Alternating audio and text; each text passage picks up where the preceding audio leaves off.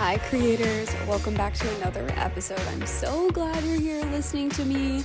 Today I'm going to go over some business lessons I learned in May, and you can take some of this info too and see how it fits your own growing business as a already successful travel creator. Okay, so May for me was one of my highest income months ever, and when things like that happen, when you hit like a new milestone, you're left questioning, okay, well, how did I do it? Can I do it again? Will I be able to? And so I had those questions too. So one of the first things I did was I reached out to my business coach to be like, hello, things are going kind of well over here. What do we do? And she was like, well, you need to look at the facts and the data and go and figure out, where did this new money come from? How did it get to you? And that's how we're going to do it again. We're just going to look at the data and see what went on. So in my case, I had a couple of new projects that were like one-off come into my world. So I got to work with a business systems strategist, and I helped her set up a newsletter template. I built and wrote her welcome sequence. I built forms for her, sign up forms for her newsletter, as well as sign up forms from her lead magnet into her welcome sequence, into her newsletter. And I built all those automations, which was so much fun. That's literally what I love to do. I love to do all that stuff. And so that was a great project. And then I also had some inbound UGC going on that helped raise me to that other milestone. So when I think about how did those things come, it's like, okay, well, I knew this business owner for a couple of months. Like, how long was this client in my world before they actually signed on? So that is what I want you to think about and consider. When you go back and look at a successful month, where did it come from, and how long did you have to operate and exist in the world of those clients and work before they actually converted? So super interesting. I also got some tough love this month, also from my business coach, who I adore, that I need to be sharing more of the actual work that I am doing on a daily basis with the internet. I tell you a lot about my thinking on content and business and what I believe, but I don't actually tell you the really cool stuff that I'm doing. Like, for example, I'm 4 years deep into writing YouTube scripts that are a travel guide for every single country in the world for an influencer with over 1 million followers and almost 1 million on YouTube. So that's really cool, and I don't tell people about it. And I don't know why. I think it's because when you get stuck in your day-to-day work, it's not that interesting to you anymore.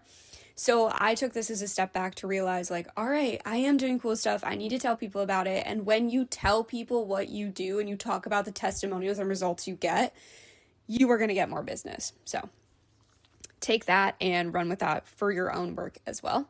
I also realized that I'm not a content strategist. I am, but I'm actually a revenue strategist, because to be so for real with you, almost anyone can create good content and study that and figure that out, but not everyone has the brain to understand how that content is going to make you money or where it is not making you money, and how all of this flows into your bigger business to get you to that big North Star goal that you have. So I am repositioning to a revenue strategist, not just a content strategist. Do I know a lot of things about content? I totally do.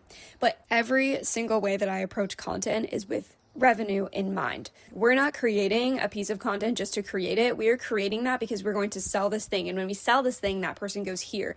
And when they go here, this is what they do. I'm constantly taking that 30,000 foot view to be like, okay, great idea that you should post more on your stories or whatever. But also, is that going to get you money? Yes. Okay, let's do it. Is it not? Okay, let's table it right now. Let's only do revenue generating tasks.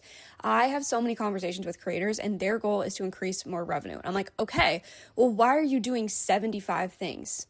75 things are not going to generate your revenue. 75 things looks really good on Instagram, and that's what all the other content creator coaches are going to tell you to do. But we have to go back to the 80-20 rule. 80% of your most important needle moving, revenue generating tasks are going to come from your 20% of your time. And that's the approach I have when I work with content creators, because you are building a business. We are not just posting content. We are not doing that. Our goal isn't to just post a bunch of content and hope something comes from it. We're going to be strategic and revenue focused to figure out how is that actually going to make you money. How's it going to make you money now? How's it going to make you money long term? So I had that repositioning going on, because that's what I've been doing this whole time. I just was disguising it as content strategy. And in ways, it really is content strategy, but I'm coming at it from the perspective of revenue. Also in May, one thing I got really into that I've heard about forever and never really did for no particular reason is EFT tapping. Okay. It's so interesting to me because it's literally science of where we hold stress in the body and how you can move it out of your body. It's so fascinating. There are so many resources on YouTube, on I'm sure every other social media platform. You could go follow along on these EFT tappings that are like, 10, 15 minutes long. I feel so unbelievably good after. It's like insane how it brings my stress down. I really encourage you to spend 10 minutes this week. I'm sure you can find 10 minutes this week to do that. I love it. I think it's wonderful. And it really helped me when I had some like exciting conversations coming up that I was like feeling anxious about or nervous about or having imposter syndrome about, that I did the tapping and I was like, yeah, okay, I'm so back. So that was another thing that I learned and did and loved. Okay, what else happened in May? May was a crazy month for me. One thing I talk a lot about on this show is making your content work for you even when you're not working. And that's exactly why I love Travel Payouts. So it's an all-in-one affiliate platform built specifically for travel creators. There are 90 brands and counting on the platform, places like booking.com, Get Your Guide, Viator, and they're all in one dashboard. But the thing I want to tell you about is that they have this tool called Drive. So it's an AI-powered tool, and it runs in the background and analyzes your content and automatically places affiliate links and widgets in your content where your audience is most likely to click and book. This includes past content you wrote maybe 2 years ago and you forgot about it. You don't have to touch anything. You just let Drive handle it. It is free to sign up for Travel Payouts. It takes 2 minutes to set up, and you can get a bonus of up to $100 when you register through the link in the show notes. Okay, I have also learned that I am so obsessed with raising my own revenue that I am in some ways ignoring or not giving credit to the ways in which that money can come. So I just actually was speaking to a client and I told her the same thing that I was experiencing, which I'll tell you. So I've been like, okay, I want to do more email marketing work and that's my focus. But here's the thing, I got all these amazing UGC inbound leads, which in turn helped me raise my revenue. And so I can't ignore the UGC inbound world life, because even though that's not the way I planned on raising my revenue, it's what did it. So I'm leaning into, okay, we want more revenue. Here is all of the ways that can happen, instead of just kind of putting on my pigeonhole blinders to it only happening in one way. It's like it can happen in other ways, which is really, really great. Another thing I learned is that, and this is my own lesson, I literally know this, that boring builds business. So I'm really, really focusing on this month that I got this itch, this hunch at the end of last month here, to really put on my blinders and only do the things that are going to get me closer to my goals. So I actually made myself a list of things I'm not going to do because I found that was more helpful. And I've given myself a task of doing a daily sales action. So whether that's showing up on stories, whether that is reaching out to leads, whether that is reaching out to leads on LinkedIn or Instagram, whatever that is, finding one person that I want to connect with more personally to move the needle quicker is what I am deciding to put my blinders on, because it's so easy to be like, oh, I have this UGC, should I pour more time into it? It's like, let it be. Like, for example, I got a podcast sponsor And I'm like, amazing. And that was inbound, by the way. So now I'm like, well, I should probably be pitching sponsors, right? And so I should go find the brands I want to work with. I should set up the mail merge. I should find their email addresses. I should email them. It's like, whoa, whoa, whoa, whoa, whoa, whoa. Yeah, you should.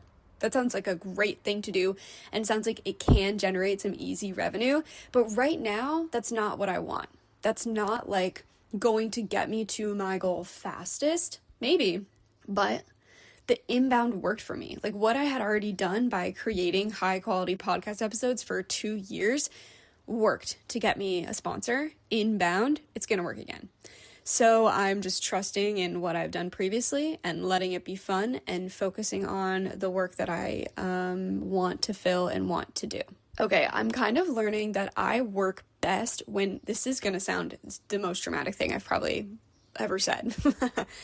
I do my best work when I know I have a break coming up, a trip coming up, whether that is a long weekend, whether that is a week vacation. When I know I'm going to be unavailable, I all of a sudden turn into the most happy person ever to like sit at my computer for like 12 hours.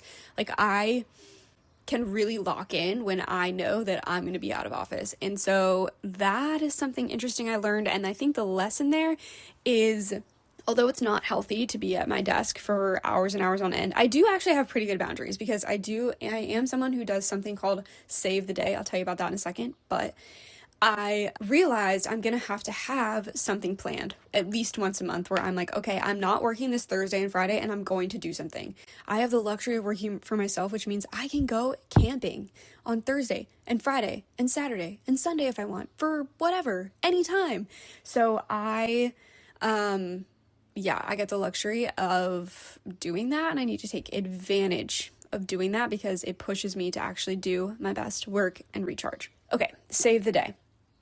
This is something that is not my original idea. I heard this on Instagram years ago, and I think it's brilliant. And I brought it back because Matt has been working like a dog. His job is very demanding right now, and it stresses me out for him. And so I was like, I need to tell you about Save the Day, and we need to start doing it. And so Save the Day is one thing, or a few, whatever, that you're going to do every day or that day or a few times a week that quote unquote saves the day. Meaning, okay, I had a super busy day. It was really exhausting and stressful.